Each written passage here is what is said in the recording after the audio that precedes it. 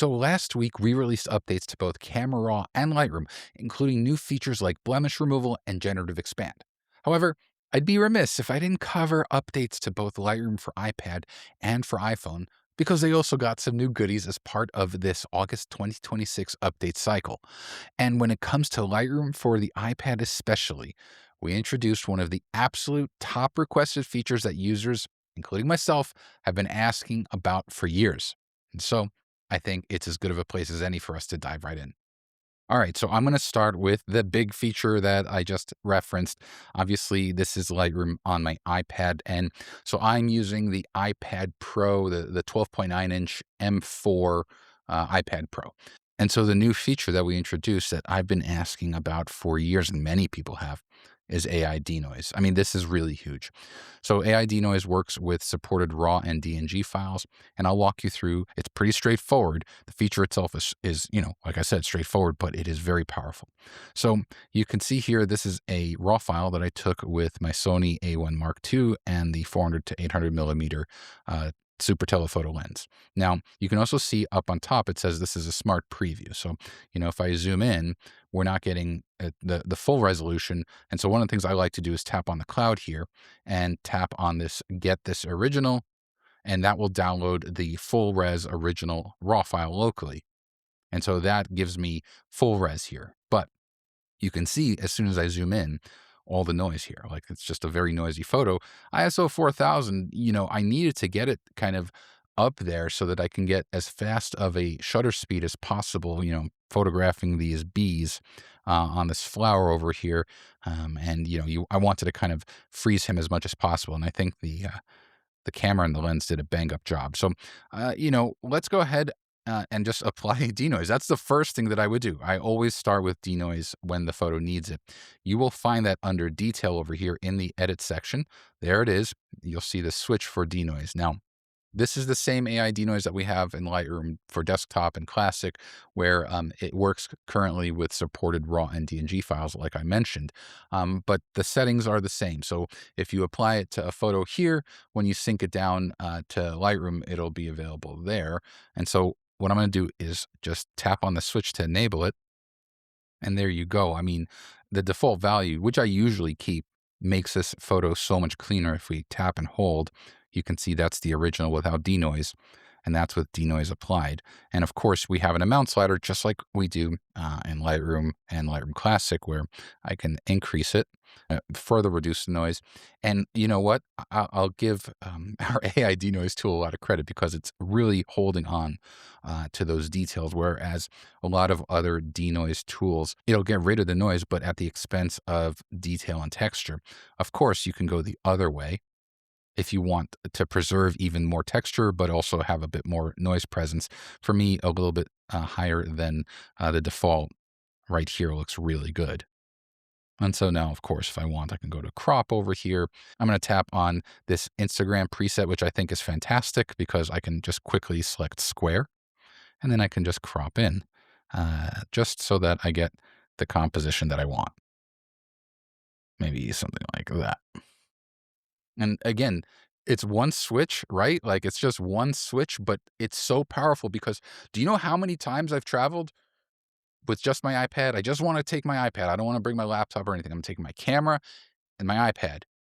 And I mentioned this. So oftentimes I'm shooting at higher ISOs and I can't apply denoise. So I can do most of my edits in Lightroom on my iPad, but I could never apply denoise. And that was frustrating. And so I am so happy that the team brought this here. And I think a lot of people share that sentiment. Now, there are a few things to note about denoise in Lightroom Mobile for iPad. The first is it requires an iPad that's using Apple Silicon. So anything like an M1, M2, M3, M4, M5 needs that. And it needs at least 8 gigabytes of memory. Those are the requirements. Of course, like I mentioned a few times already, it also works with supported RAW and DNG files. If you meet all of that, then you'll be able to use it. I think it's fantastic. The other thing is I know for a fact that the team is continuing to improve on this, make it run faster, make it more responsive.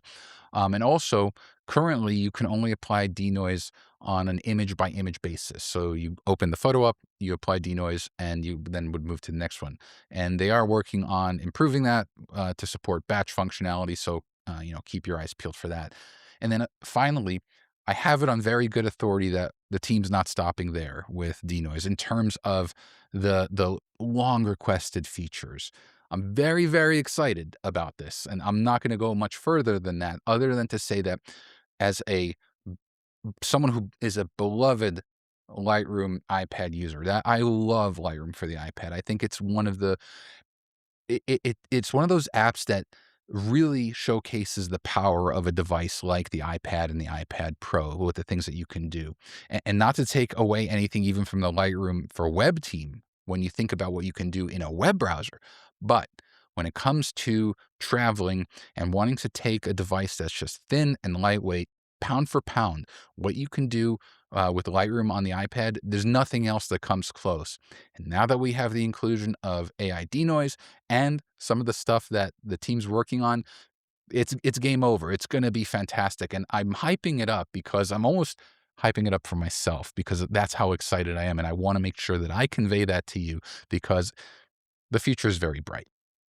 All right, let's move over to Lightroom for iOS. And so this is my iPhone 17 Pro Max. And the new feature that we got in Lightroom for iOS is Generative Expand. Now, Generative Expand has been in Camera Raw for a while, and it was recently improved and then added to Lightroom. And so I took this photo, similar to that B photo. It was the same shoot, same camera, same lens.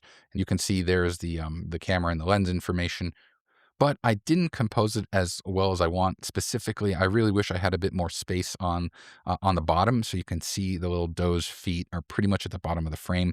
And if I go to crop here, you could see that's the crop. That's the original composition. And so, like before with the B photo, what I'm going to do is I'm going to tap on the cloud here, and I'm going to tap on Get This Original. You don't have to do that first, but for me, it's just kind of like a workflow thing. I like to know that I have the original file that I'm working on, and so I just tap on the cloud and tap that Get Original link, and we're off to the races. All right, so what I'm gonna do now is tap on Crop again, and you'll see on the bottom left there's a switch for Expand. And so I'm gonna enable that. You can see that the entire active document turns into a checkerboard, which means that we now have transparency all around the original composition. So let's do the same thing that we did before. Let's pretend I want to make this a square crop for Instagram. So I'll tap on Instagram over here. And just like before, I'll tap on square. And you can see how the composition automatically extends up and down with that transparent area. Now you can reposition the photo within that square confine to whatever you want, but this is fine for me. And you'll see there is a generate button because there is now transparency in the active preview area. So let's go ahead and tap on that. And there you can see we now have our 3 variations. And I mean, yeah, like these look excellent. I might keep, oh, should I do this one? I'm kind of deciding. I'm going to stick with this one. I like the way it added that kind of dappled light to the foreground. And you can see, like, if I zoom in, I mean, the fall off is really nice. And so, yeah, this allows me to get a much more pleasing composition rather than just kind of having the bottom of the frame right at the doe's feet. So I'll tap on the check mark to commit that. And there we go. Now, one important point to make is that when you use Gen Expand with Firefly, it uses a credit, but you get 3 variations like I just showed you. So anytime you do that, it'll require a credit unless you have the Creative Cloud Pro plan, which used to be called the All Apps plan. So that's the one where like you get everything. In that case, you can use Generative Expand as much as you want. It won't take any credits.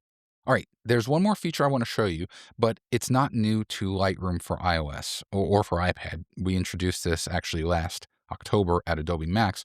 The reason why I want to bring it up is because we just added it to Adobe Camera Raw, and that is blemish removal. So here with Lightroom Mobile on my iPhone, I'm going to tap on the magic wand icon, which is quick actions over here. You saw that we analyzed the photo for certain characteristics, and you'll see right there in the middle is a retouch icon. So I'm going to tap on that. And the first thing I want to show you is that it identifies each person when there are multiple people. If there's just one person, then there's just one person. And so to apply blemish removal here, I'll tap on skin. And now if I pinch in to see, you can see like, watch. I mean, does a quite a good job. Now I can also use the refine tools here. So I can either remove areas here if there are other areas that the blemish removal didn't get, or I can restore if I want to bring back certain areas. And I can work on each individual person. If I go back to skin here, I can adjust the smoothness of the skin. So maybe for this guy here, I want to restore some of that original texture. And then for the woman on the right here, let's tap on her and then tap on skin. And maybe I want to increase smoothness a little bit. And so you can see here, that was the unedited photo. That was the edit with blemish removal. And then just tap on the check mark to commit that. And we're good to go. All right, so those are the new features added to Lightroom Mobile for iPad and iOS. Like I said, I am really happy to see the shot in the arm that Lightroom for iPad is getting. AI denoise is no little thing. It really expands the usefulness of that app on that device. And so, really happy to see that. And I'm very excited to see what else the team is cooking up. Now, with that, if you want to learn absolutely everything there is to know about Lightroom for desktop, for mobile, and for web, please do check out my course called Lightroom Everywhere. Link is in the description below. I also have this video here. I mentioned how I take my iPad when I travel. This shows you my workflow, or you could see what YouTube thinks you might like. As always, a thumbs up is greatly appreciated, as is clicking on the subscribe button and the bell icon to get notified of all future videos. Thanks a lot, everyone.